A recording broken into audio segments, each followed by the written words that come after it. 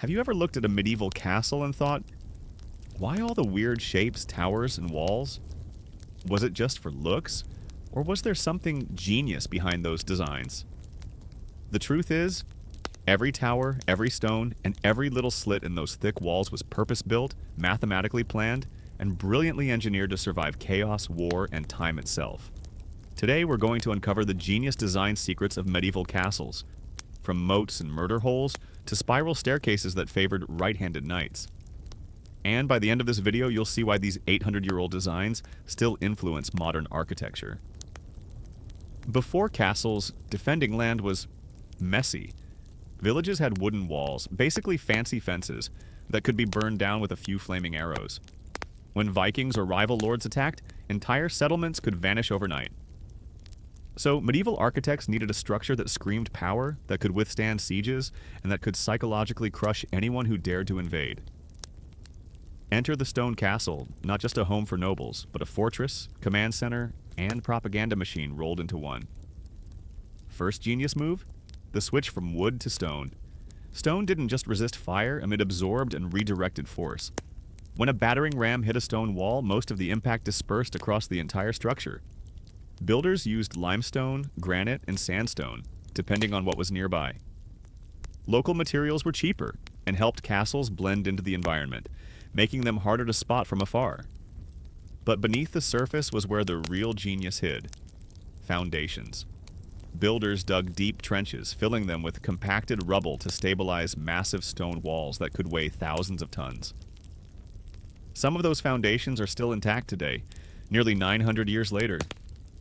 Medieval walls weren't just big, they were smart. They were built thick at the bottom and thinner near the top, creating a pyramid-like stability. The walls also curved or angled slightly inward to deflect projectiles, not just absorb them. But here's the clever part: arrow slits, those tiny openings that looked useless.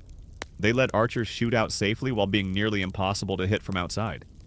The slit widened inside the wall so archers had a wide firing range, while enemies outside saw only a tiny crack. It's like having a sniper nest built into stone. If the castle had a brain, it was the gatehouse. It looked like an entrance, but it was really a trap. Attackers who reached the gate would be funneled into a narrow tunnel. Then the defenders above would unleash boiling water, hot sand, or molten lead through murder holes.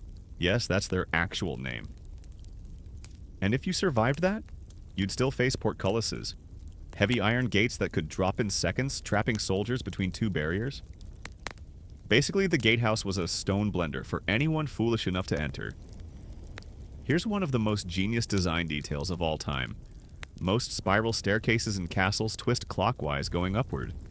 Why? Because attackers, usually right-handed, would have trouble swinging their swords around the tight corner. Meanwhile, defenders coming down had the advantage, with their sword arm free and space to strike. Each step was also uneven on purpose, to trip unfamiliar attackers who didn't know the rhythm. It was architecture as a weapon. Towers weren't just tall for pride, they were early surveillance systems. From the top of a keep, you could see for miles, spot approaching armies, or signal nearby castles using flags, torches, or mirrors. Each tower was placed strategically, overlapping fields of fire so every part of the wall could be covered by archers. No blind spots, no easy entry. Even the circular towers were a stroke of genius, harder to collapse and more efficient at deflecting cannon fire later in history. The moat wasn't just to keep people out. It prevented tunneling, one of the oldest siege tactics. Digging under the wall to collapse it was common, but water-filled moats made that nearly impossible. Many castles also used natural terrain, cliffs, rivers, and hills as part of their design. They shaped the landscape to fit their defenses, turning geography itself into armor.